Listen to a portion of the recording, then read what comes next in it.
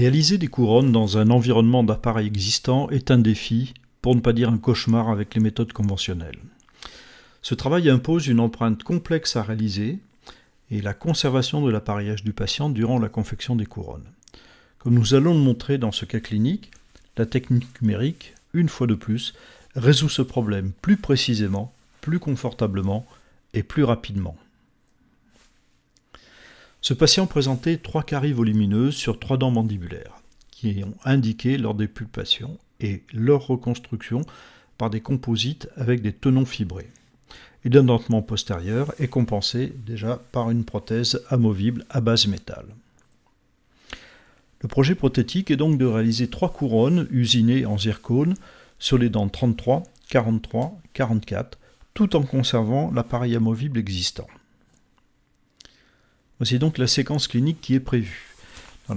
Tout d'abord, la préparation des dents, réaliser ce que l'on appelle une empreinte de pré-préparation, c'est-à-dire, premièrement, numérisation de l'appareil hors de la bouche, puis remise en bouche et capture des dents résiduelles non préparées, de façon à enregistrer cet environnement.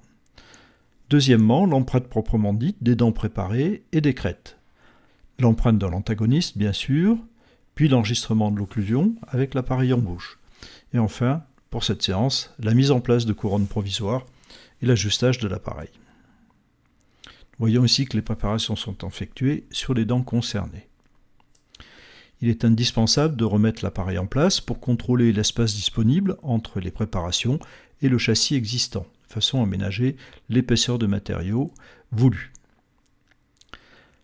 Les couronnes devront donc s'inscrire dans cet environnement et nous avons prévu de relier les couronnes sur les dents 43 et 44. Avant de scanner l'appareil, il est souhaitable de vaporiser sur lui un produit, par exemple un spray de contrôle occlusal, pour matifier les surfaces métalliques et ainsi favoriser leur numérisation.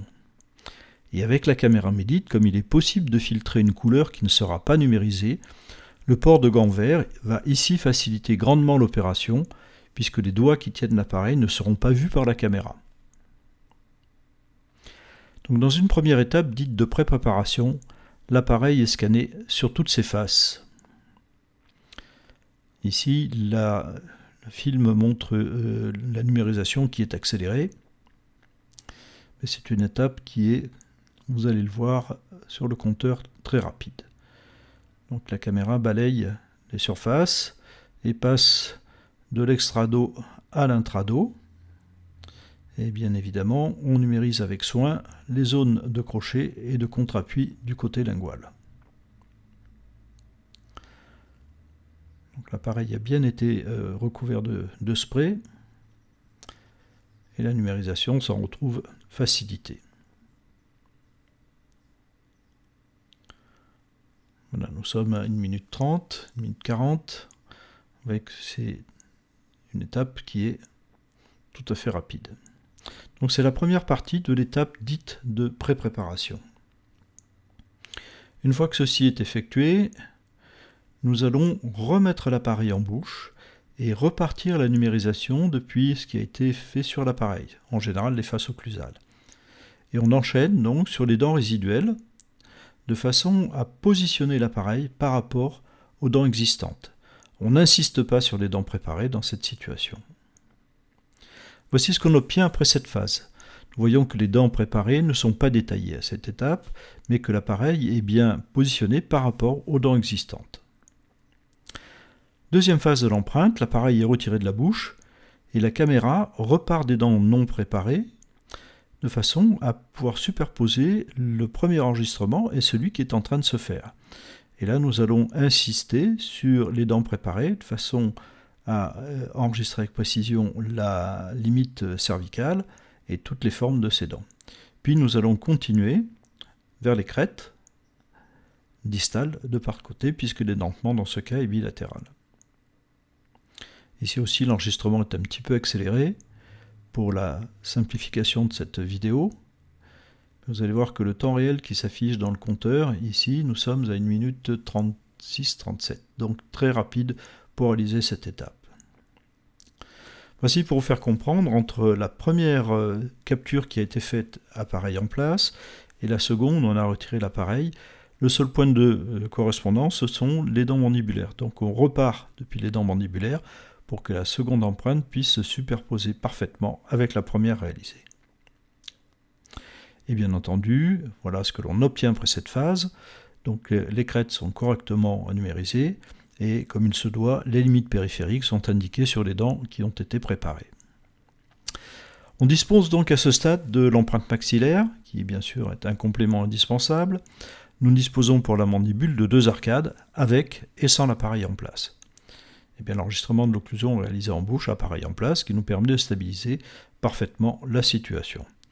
Et depuis cette empreinte réalisée appareil en place, on peut retrouver pour ce modèle, ou cette empreinte, les rapports occlusaux qui ont été enregistrés précédemment. Le cas peut maintenant être adressé au laboratoire pour la confection des couronnes et leur mise en place lors d'une prochaine séance. Des couronnes provisoires sont mises en place et la patient repart avec son appareil. Donc quelques jours plus tard, le laboratoire renvoie le travail terminé, prêt à être posé en bouche. Ces couronnes en zircone, on peut le constater, ont quand même belle allure. C'est donc de la full zircone multilayer. Sur le modèle mandibulaire, on remarque la présence de petites boules, de petites excroissances qui sont situées sur les crêtes. Ceci a été réalisé en CAO au niveau du labo. Le modèle est livré avec des portions imprimées de l'appareil existant.